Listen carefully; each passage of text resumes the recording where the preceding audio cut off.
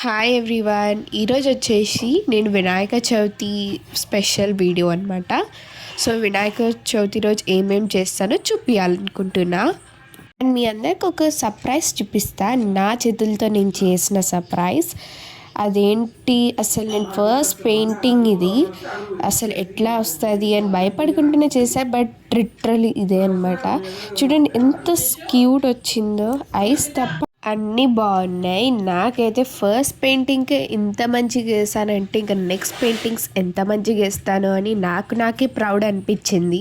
మళ్ళీ మీకు ఎట్లా అనిపించింది? ఇంకేమేమి చేసిందంటే ఇంటికి చూసే వరకు ఇన్ని వెరైటీస్ రెడీ ఉన్నాయి, ఇంకా కొన్ని ఉన్నాయంట ప్రాసెస్ అవుతున్నాయి అంటే చేస్తుంది. లైక్ ఫస్ట్ అయితే రఫ కేసరి నా ఫేవరెట్, సెకండ్ వచ్చేసి పూర్ణాలు, థర్డ్ అందరి ఫేవరెట్ అండ్ నా ఫేవరెట్ కూడా పులిహోర. చూస్తుంటేనే నోరు ఊరిపోతుంది కదా. నెక్స్ట్ వచ్చేసి దద్దోజనం, నాకు చాలా ఇష్టం అనమాట. ఆ బట్టతోని ఆ వస్త్రంతోని శుద్ధి చేయండి. స్వామి వారికి వస్త్రంతో తుడవండి.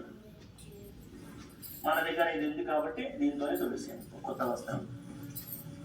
ఓం అలా స్వామి వారికి తుడిచిన తర్వాత ఇక్కడ పసుపు వినాయకుడు ఉంటారు కదా, పసుపు వినాయకుడు ఇక్కడే పెట్టేసేయండి పక్కన. అలా పెట్టిన తర్వాత స్వామి వారికి గంధం బొట్టు పెట్టండి. గంధం బొట్టు పెట్టేసేయండి అక్కడ చిన్నగా.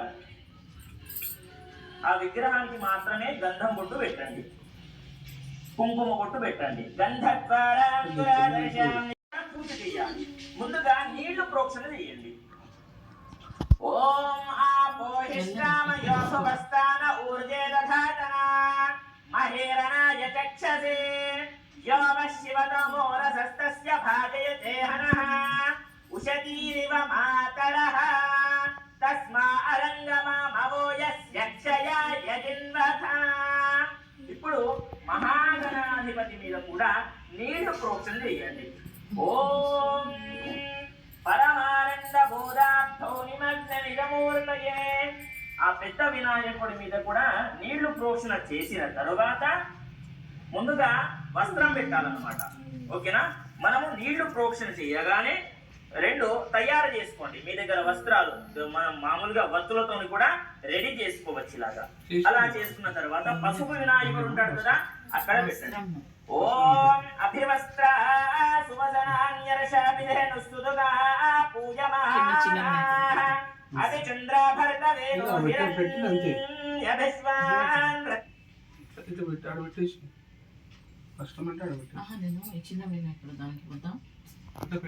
తర్వాత యజ్ఞోపవీతం పెడతాం పసుపు వినాయకుడికి. యజ్ఞోపవీతం పరమం పవిత్రం ప్రజాపతేర్యత్ సహజం పురస్తాత్ ఆయుష్యమగ్రం ప్రతిముంచ శుభ్రం యజ్ఞోపవీతం బలమస్తు తేజః. అలా మనము గణపతిని యజ్ఞోపవీతము మరియు వస్త్రం సమర్పణ చేసిన తర్వాత పసుపు కుంకుమ అక్షంతలు వేయాలి. ఎక్కడ? ఆ గణపతి దగ్గర కూడా మీరు యజ్ఞోపవీతం వేయాలి. పెద్ద వినాయకుడి దగ్గర కూడా మర్చిపోకండి, నేను ముందే వేసేదాను, మీరు కూడా ఖచ్చితంగా వేయండి. వస్త్రం కూడా నేను ముందే సమర్పణ చేశాను కాబట్టి మీరు చెయ్యకపోతే కనుక చేసేయండి. ఓకే, ఇప్పుడు పసుపు కుంకుమ అక్షంతలు వేయండి. ఓం హరిద్రాపీత సంయుక్త సర్వాభరణ భూషిత అక్షంతలు కూడా వేయండి.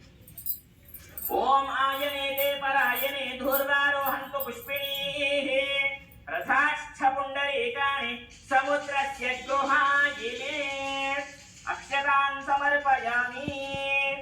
తర్వాత స్వామి వారికి అక్షంతలు వేయండి. పెద్ద వినాయకుడి మీద కూడా పసుపు కుంకుమ అక్షంతలు వేయండి. ఓం హరిద్రాపీత సంయుక్త సర్వాభరణ భూషిత సర్వాలంకార ముఖ్యాహి దేవత్వం ప్రతిగృహ్యతాం.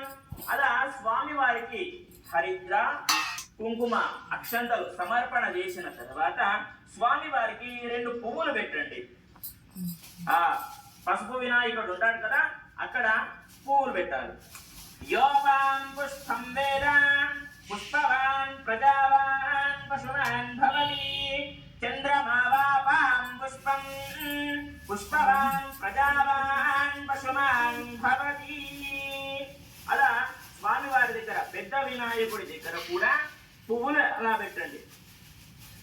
ఇప్పుడు అథాంగ పూజ ఉంటుంది కాబట్టి